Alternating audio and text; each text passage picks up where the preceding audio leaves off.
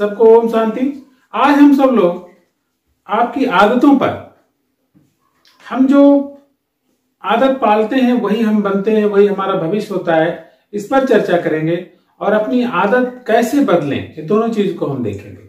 क्योंकि हम जो कल बनेंगे या आज जो है वो हम अपनी आदतों के बल पर हैं। अगर ये हमारी आदतें बदल जाएं तो कल भी हम इससे और अच्छे बन सकते हैं। इसलिए हम आप सबको इस पर जरूर चिंतन करना है कि हम अपनी आदत कैसे बदलें।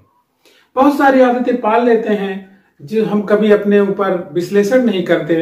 तो प्रतिदिन हमें कुछ समय अवश्य निकालना चाहिए कि हम अपने ऊपर विश्लेषण करें कि हम अपनी आदत को किस तरह सुधारें कि भविष्य हमारा और अच्छा हो।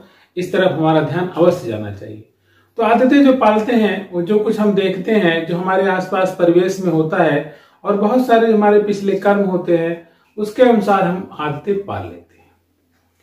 अब बहुत सारी आदतें ऐसी होती है जो हम सुधारना चाहते हैं। तो सुधारने के लिए बहुत सारी चीजें हैं।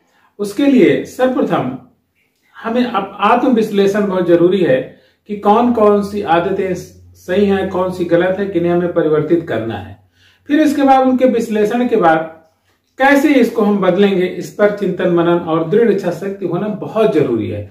अगर हमारे पास दृढ़ इच्छा शक्ति है तो हम निश्चित ही अपनी आदतों को बदल सकते हैं।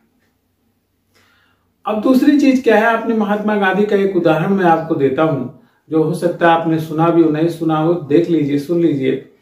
महात्मा गांधी जी के पास कुछ आदतें थी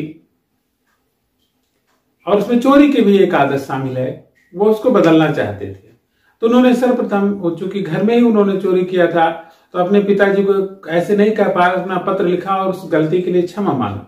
तो जब हम गलती से के लिए क्षमा मांगते हैं, चाहे वो अपने बड़ों से या परमात्मा से भी, चूंकि हमने तीनों ग्रंथ गीता, भगवद गीता, बाइबिल और कुरान तीनों में ये देखा कि अगर हम परमात्मा के सम्मुख अपनी गलतियों के लिए क्षमा मांगते हैं तो निश्चित हमारी गलतियों में सुधार होता है और हम उसे पुनः न करने का संकल्प लें तो सबसे बेस्ट, सबसे उत्तम होता है। तो हम भी परमात्मा की शरण में जाएं, क्योंकि भगवद गीता कहती है कि सत्सो छात्र निगत, जो मेरी शरण में आता है धीरे धीरे उस शाश्वत शांति को प्राप्त करता है और साधुरेव समंतव्य, उस साधु के समान हो जाता है। धीरे धीरे वो सुधर जाता है, अच्छा हो जाता है, सज्जन हो जाता है।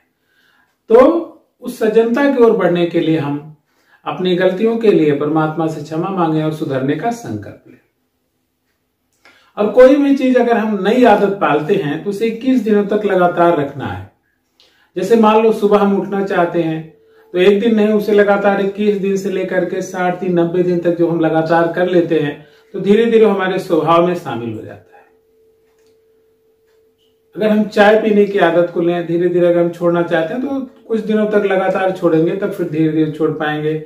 इसी तरह से हम पढ़ने की एक नियत समय पर पढ़ने की आदत को पालना चाहते हैं तो उसे प्रतिदिन उसी समय जब बैठेंगे तो 20-21 दिन बैठेंगे, फिर धीरे धीरे जब प्रतिदिन बैठते रहेंगे, वो चीज पढ़ते रहेंगे तो चीज हमारी आदत में आ जाएगी।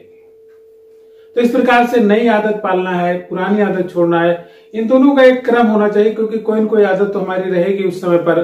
तो आगे बढ़ने के लिए, बड़ा बनने के लिए हमें अपने बुरे संगतियों को भी छोड़ना पड़ता है। देखना पड़ता है कुछ ऐसे साथी तो नहीं है जो वास्तव में हमारा नुकसान कर रहे हैं, तो ऐसे साथियों को जरूर छोड़ दें।